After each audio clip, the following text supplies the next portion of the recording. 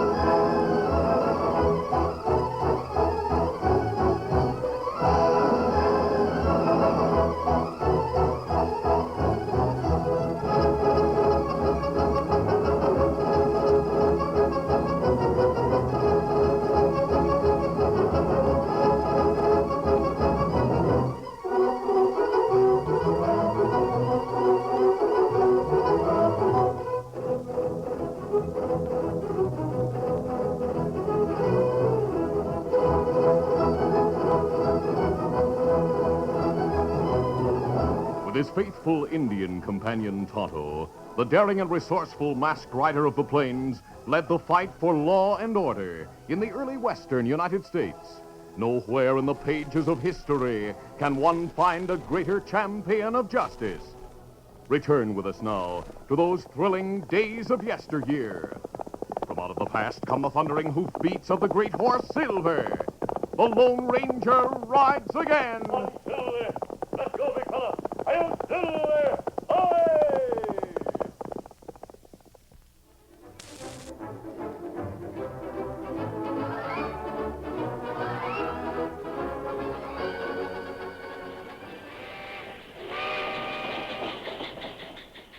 Tonto, Indian companion to the Lone Ranger, was returning to Milton with Dan Reed, teenage nephew of the masked man, after a trip to San Antonio. They sat facing a well-dressed man who, noticing that the Indian's gaze was upon him, finally spoke. Well, Indian, I suppose you recognize that large emblem hanging from my watch chain, huh? That's silver Thunderbird. I'm mighty proud of that Thunderbird emblem, even though it's so large. Took my eye right away. You going far, son? To Milton. So am I. I'm a bank examiner and be there a few days or so. Perhaps we'll meet again in town. At the rear of the car, four men sat together with hats pulled down and heads bent as if dozing. One of them, a tough Spaniard named Carlos, was talking in a low tone. Soon we shall approach the Cottonwood Grove, 2 miles this side of Milton, where Joe is waiting with our horses. It is time for us to act, amigos. I'm going now. We're making good time now. Nobody paid any attention as Carlos made his way up the aisle. Then... Reach, everybody! Do not move! 3 of my friends are behind you with drawn guns. The first one who tries anything will get a bullet. Now we search order you. Carlos started at one end of the car and one of his followers at the other. They went from passenger to passenger, robbing them of money and valuables. Senores, have you finished with the search back there? Yeah, we got everything. It's time to leave. I'll pull the signal cord.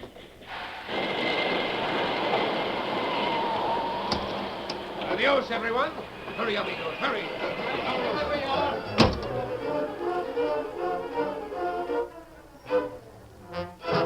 When the train arrived at Milton, the robbery was reported to the sheriff, who immediately started with a posse to hunt the outlaws. Tonto and Dan Reed went to the livery stable for their horses, then rode to a camp in the nearby hills where the Lone Ranger was waiting. Dan and Tonto told the masked man about the robbery. Tonto had recognized the Spanish outlaw Carlos Paso. Meantime, in a small farmhouse a few miles from town, Carlos was talking to a short, stout man named Pete, who owned the place. Well, Pete, we have bring back plenty of cash, along with the valuables there on the table. Hey, here's something that's different. Look at this chain and emblem. Oh, you take the chain and the strange bird emblem to wear, Pete. I do not care. Oh, thanks. Hey, are you sure you covered your trail coming here? See, of course, that sheriff will lose himself in the hills looking for us. In a day or two, you ride to town and find out if this search is over. As Carlos predicted, the sheriff and his posse lost the trail. It was 2 days after the robbery when Dan Reed started for town. Easy, boy. Steady, fella. Come on, Victor. Halfway to town, Dan saw a horseman coming toward him. The boy was amused by the strange way in which the short, stout man rode. It was the first time he'd seen Pete and knew nothing about him. Howdy. Hello. As Pete passed him, Dan's gaze caught sight of the large Thunderbird emblem hanging from the chain across the man's vest. Dan turned in the saddle and looked after the stout man, who went out of sight around a bend. Oh, Victor. Oh, steady, boy. Golly, that looked like the big silver Thunderbird emblem Tonto and I saw on the train. Just to make sure, I'll follow that fat man and see where he goes, Victor. Come on, fellas. Dan turned his horse and cautiously followed Pete along the trail. Once, as he started over a rise, he saw the man, who had dismounted on the trail ahead and was picking a stone from his horse's shoe with a stick. Boy. Dan waited until Pete remounted and rode on. Then he followed once more. Come on, Victor. As Dan approached the place where Pete had stopped, something on the ground glinted brightly in the sun. A closer look showed it to be the silver Thunderbird emblem. The connecting link was broken. Oh, Victor. Oh, steady, boy. Easy, fella. Gosh, this is the Thunderbird emblem, and he was wearing it. It's the one the man on the train wore. Dan put the large emblem in his saddlebag before mounting. He was more determined than ever to learn what he could about the short, stout man. Easy, boy. Steady, fella. Come on, Victor.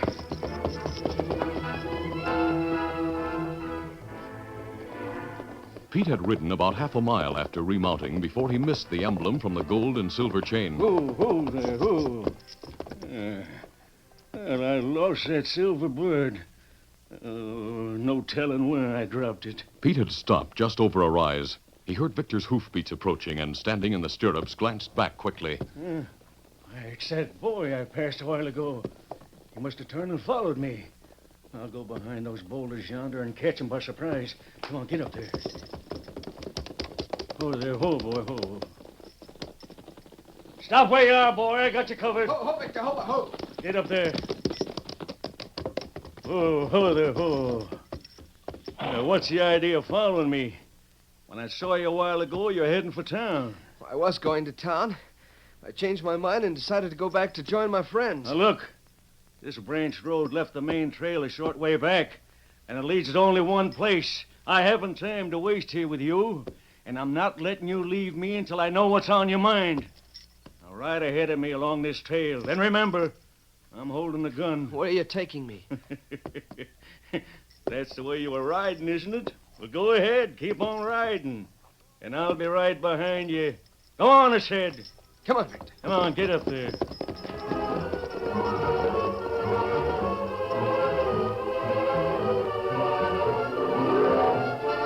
Pete took Dan to the farmhouse where Carlos and his 3 other companions were hiding out. Carlos studied Dan's features, then said, It comes to me now. This boy was on the train, Pete, I remember. He sat with the man who had the silver and gold chain. The bird emblem, Pete. Where is it? Oh, I lost it. The boy must have seen and recognized that unusual silver bird before you lost it, then followed you to try to find our hideout. Yeah, I reckon that's it. You are smart, young one, and also foolish. Now that you are here, we cannot allow you to leave. What are you going to do with him, Carlos? We leave here after dark. We take him with us. Somewhere along the way, we shall get rid of him. Tie him and put him on the cot in the other room. They say curiosity killed the cat. He will find that curiosity also killed the boy.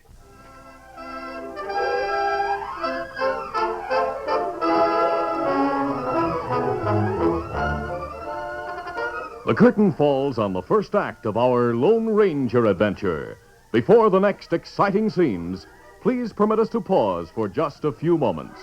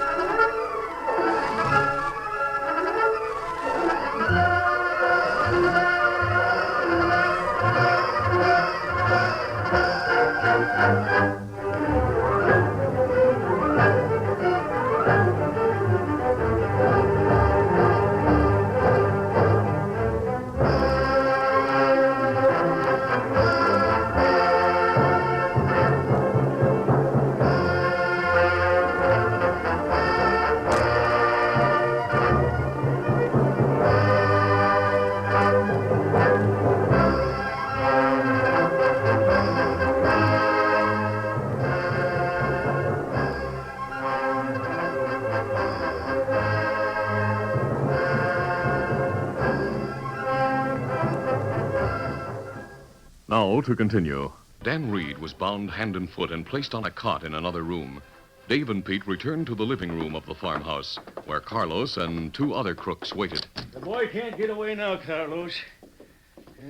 Too bad he showed up to spoil your plans here. I saw that white horse you rode, Carlos. I'd like to have that horse. Give it to me. Oh, if he's such a fine animal, perhaps I should keep him for myself. Better go look him over. Come on, Dave.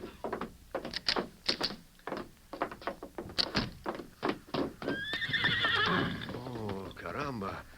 Where would a boy get such a beautiful horse as this? Finest I've ever seen. I shall ride him right now. If he suits me, I'll keep him. I'll give you my roan. Easy there. Hey, wait a... He has much spirit, no? Stand still, you... Hold him, Dave. Steady there. The outlaw leader waited until Dave grasped Victor's bridle. Then he vaulted into the saddle. So, now I shall see how he runs. Get up. Look out! Caramba! Oh! For a moment, in spite of the bucking, Carlos managed to stay in the saddle. But Victor suddenly whirled, then bent his head low and kicked high with his back hooves. Carlos, totally unprepared for Victor's action, flew over the horse's head and landed flat on his back. Carlos, are you hurt? Oh, such a beast. It's a wonder every bone is not broken. I'll help you out. That horse. Why did you let him get away, Dave? He moved so quick I couldn't stop him. Oh, let's go inside.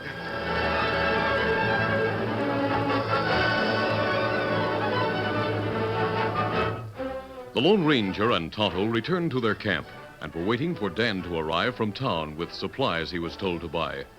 They were surprised and worried when Victor galloped into camp without his young master. Tonto, Dan must have met with an accident. Look, saddlebag's empty. Him not reached town, seem like.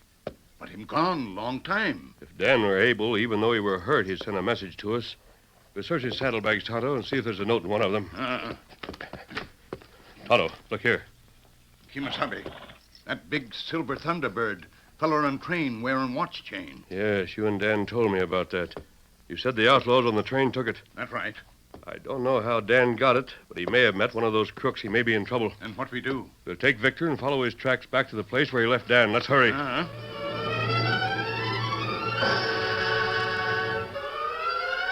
The ground was soft, and the imprints of Victor's shoes were easy to follow.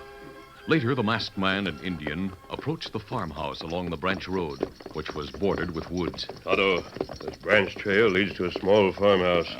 Easy, steady, big fella. Oh. We'll ride in among the trees from here, Tonto. We don't want to be seen by anyone who might be there. When we get closer, we'll go on foot. Come on, Silver. Come on, boy. Come, fella.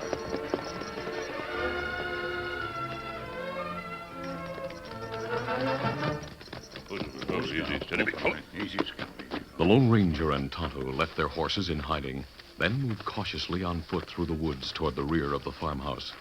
The sun was going down and cast long shadows behind the building. I think I can manage to reach the back of the house without being seen, Tonto.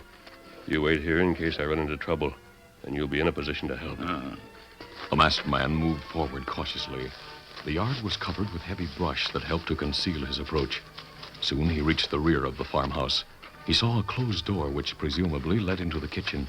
Beyond that was a back window. He moved on and stopped at the window. There was still light enough for him to see into a bedroom.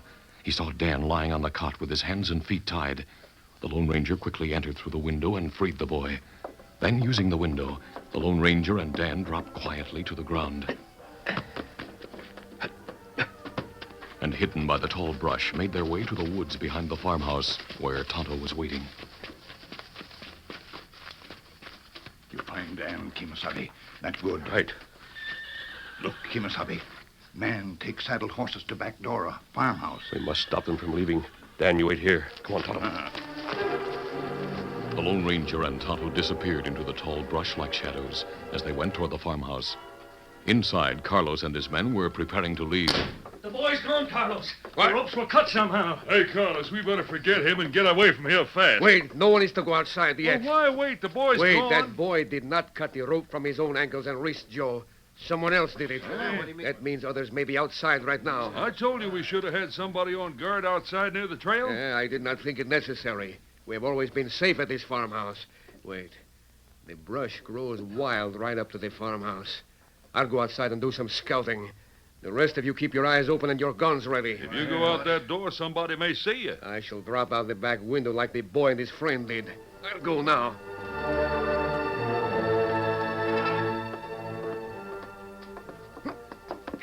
Carlos cautiously went through the window and moved warily through the brush. He began circling the house. As he came around one side of the farmhouse, he saw a figure crouched near a side window. Carlos quietly moved up behind the figure. Then... This is a gun at your back, senor. You're smarter than I thought, Paso. Keep your voice low. There must be others with you. Keep your hands high. Turn around. All right. Caramba, a masked hombre. But no matter. I do not like to be spied upon, senor. I have bullets for such as you. But do not use bullets. What? You drop gun. Another one Drop behind gun. me. Drop gun quick. Good work, Tonto. I'll take his gun. I'll tie and gag him. Tonto quickly gagged Carlos and tied his hands behind his back. Then he and the Lone Ranger took Carlos back among the trees where Dan was waiting. Golly, you've caught the leader. Yes, Dan. Tie him to a tree, Tonto. Now you stand there. Let me tie you. Dan, did you hear any of the names of the men in there? Yes, sir. One is Pete. Then there's Dave, Joe, and Wes. Good. Finish tying him, Tonto? Him tied plenty good. Here's his gun, Dan. Stay here and watch him. But don't go close to him, even though he's tied. All right, sir. Come on, Tonto. We'll try to get the others. Darkness was setting in as the two men went back through the brush toward the farmhouse. There was no light inside. The men waited anxiously for Carlos to come back. Dave, come out in pronto. The rest stay there. Hey, that was Carlos calling from the window in the other room. He wants me. He must want me to go through that window.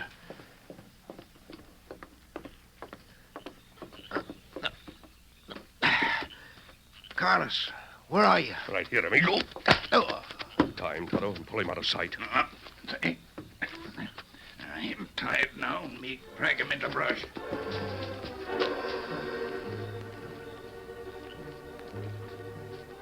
In a moment, Tonto came back to join the masked man. Once more, the trick was tried. Pete, we need you here, too. Come to the window. Inside, Pete and the others had heard, but Pete didn't start at once. Well, why don't you go? Carlos called for you. Carlos is no fool, Joe. He'd have us use the back door, not that window. Huh? I'll sneak back there and try to see out. But I'm getting suspicious. Pete moved quietly through the darkened back room. He stood to one side of the open window and cautiously looked out. At that moment, the Lone Ranger moved close again to repeat the call. Pete, why did you not come out? Pete waited until the masked man stepped back. Then he hurriedly went into the main room. Hey, that wasn't Carlos. I could make out a tall hombre wearing a mask. Well, he was trying to trick us. Carlos and Dave must have been caught. Yeah. Our only chance is to get to the horses. They're waiting outside the kitchen door. Come on. Now move quietly. Once we hit leather, make for the woods and keep going. All Yeah. right. Come on.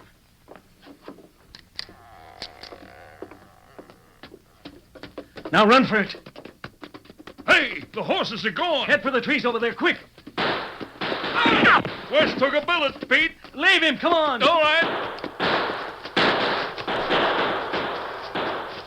These trees will protect us. Now let him have it.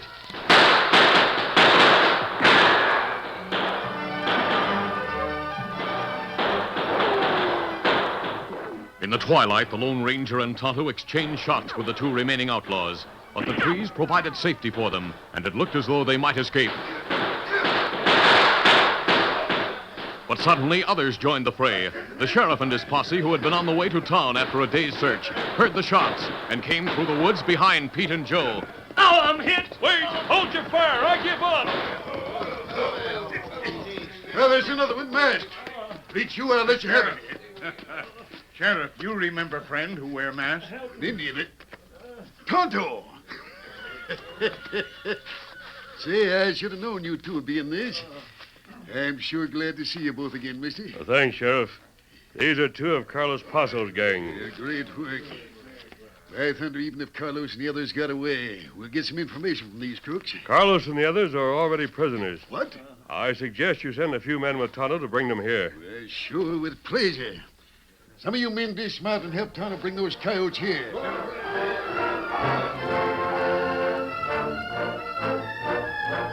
Three of the men of the posse went with Tonto and soon returned with Carlos, Dave, and the wounded man, Wes. Dan Reed brought Silver and Scout. Brought Silver and Scout, sir. Good enough. Here, Carlos. Two other crooks. Mister, I don't know how this all came about, but I'm mighty happy to get my hands on these men, especially Carlos Paso. The Spanish government will be glad to learn he's been captured, Sheriff. Now, me take gag from leader's mouth now. Him want to talk, maybe? There. Caramba, that strange bird. She is our undoing. The Thunderbird of Indians punish evil ones. That's what most Indians believe. Sure, Tonto. But you were wise enough to know that Thunderbird couldn't have done much without you and the masked man to help.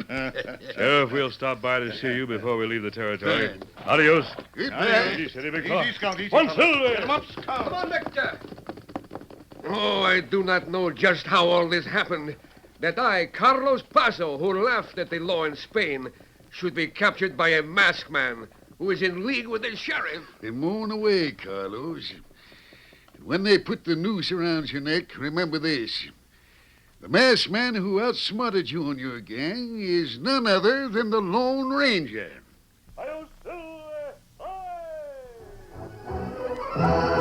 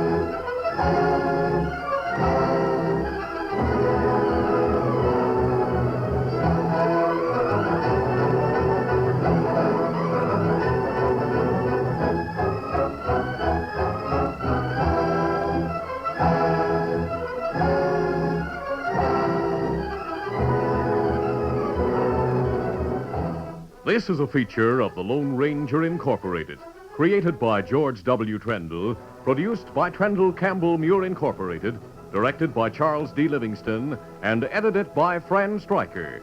The part of the Lone Ranger is played by Brace Beamer.